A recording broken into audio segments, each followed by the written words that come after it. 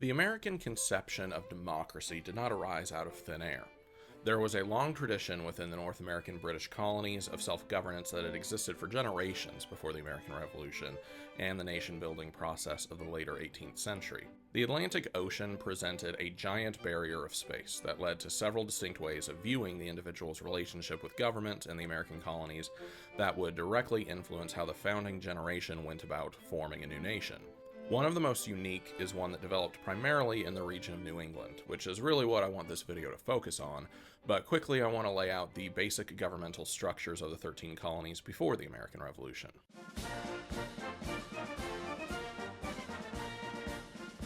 There were three major colonial government types: royal, corporate, and proprietary, all of which functioned slightly differently and influenced how the populations of those colonies viewed autonomy, personal and property rights, and their relationships with heads of government.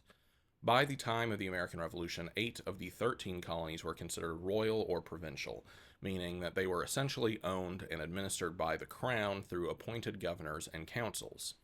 4 colonies started off as corporate colonies, where the king granted permission to a joint stock company to colonize a specific parcel of land and deliver profit from that venture to their shareholders who had invested in the company and expected some type of return. By the time of the American Revolution, 2 of the original corporate colonies, Virginia and Massachusetts, had their original corporate charters revoked and fell under the umbrella of royal colonies instead, meaning only Connecticut and Rhode Island continued to function under this government type. Proprietary colonies were those owned by individual people and their families, which, for America at least, is a very interesting throwback to European practices of feudalism and these large, powerful landholding families. The most prominent example of this is Pennsylvania, which was granted to a rich Quaker by the name of William Penn by Charles II in 1681. King Charles owed Penn a significant amount of money, and the land grant, one of the largest to an individual in history, was repayment of that debt. Members of the Penn family maintained proprietorship of Pennsylvania and later Delaware straight up to the American Revolution. So while these government types, royal, proprietary, and corporate, help us understand how power was formally structured across the colonies, they don't tell the full story of how everyday people actually participated in their local governments. That's where regional differences really start to matter. In particular, the New England colonies developed a very distinct political culture, one that emphasized local control, community decision-making, and surprisingly broad participation for the time. To see what made New England democratic principles so unique, we need to zoom into the level of the town meeting.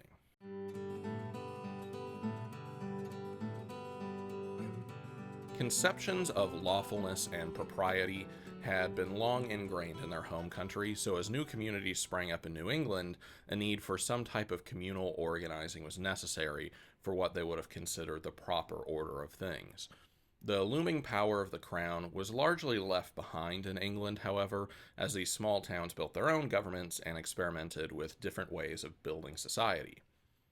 The most notable example of this democratic experimentation in New England is definitely the town meeting. Practices could vary slightly from place to place, but in general it consisted of a regular, maybe annual, maybe semi-annual meeting of the qualified male voters of an entire town to discuss issues relevant to the community. In the town records of Dedham, Massachusetts, they recorded in 1639 that it hath been found by long experience that the general meeting of so many men in one of the common affairs thereof have wasted much time to no small damage, and business is thereby nothing furthered. It is pretty easy to imagine that a lot of the routine work needed for the day-to-day functioning of a community could be difficult to accomplish with mass gatherings. Their solution was to select 7 men annually and give them full power to contrive, execute, and perform all the business of this our whole town. These would be known as selectmen. Over time, very specific duties could be delegated to specific selectmen.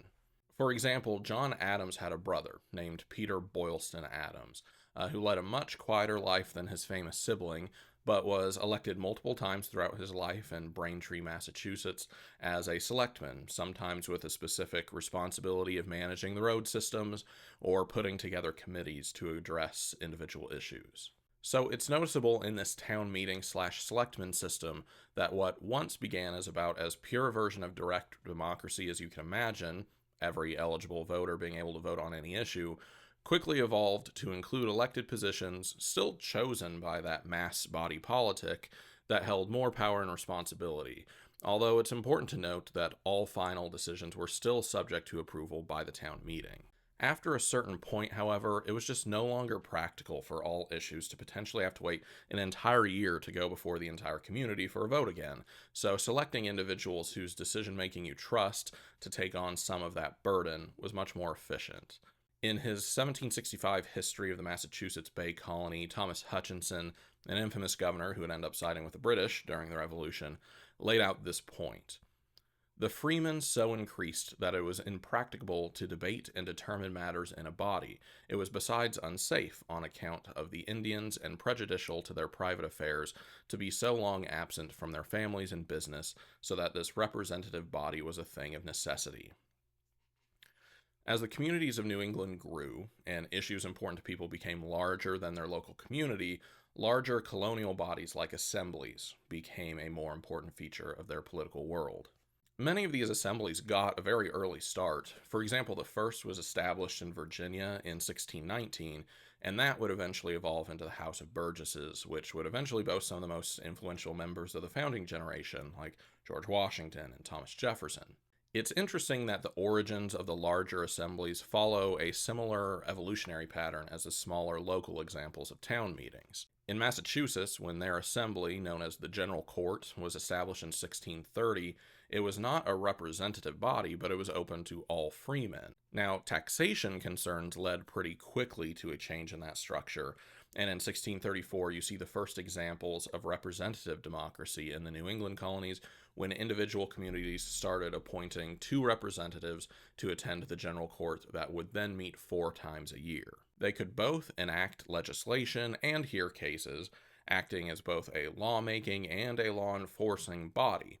That distinct separation of branches of government in the early United States would come later during the Revolutionary and the Federal periods. As the 17th and 18th centuries progressed, many issues started to outpace the ability of the original local governments to adequately address them.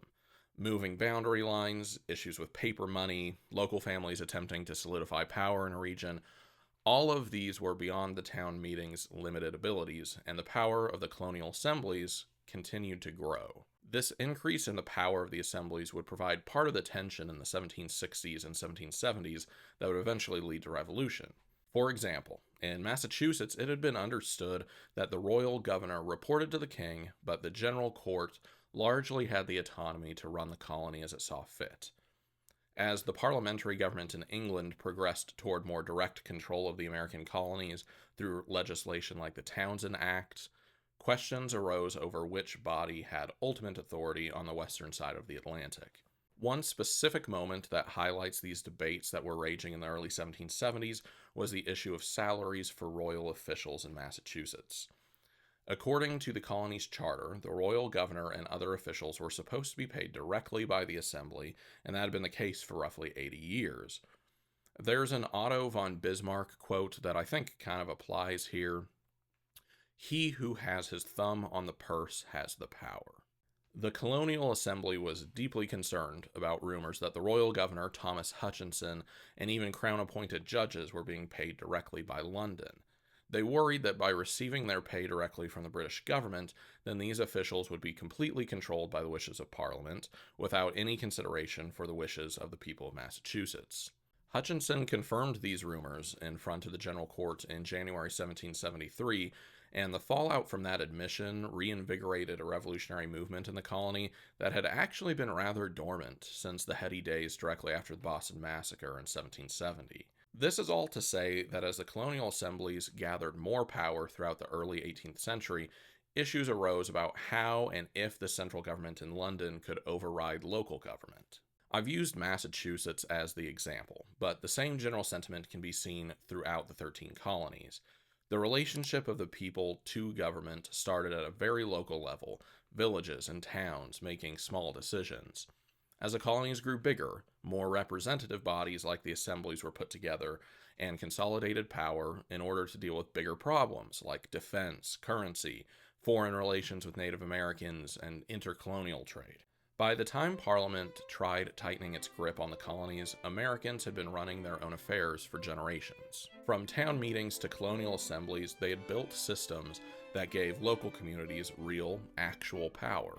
So when London stepped in and tried to override that, especially involving money and who had the final say, it didn't sit well with many. That growing tension between local control and imperial authority didn't just cause frustration, it would eventually spark a revolution.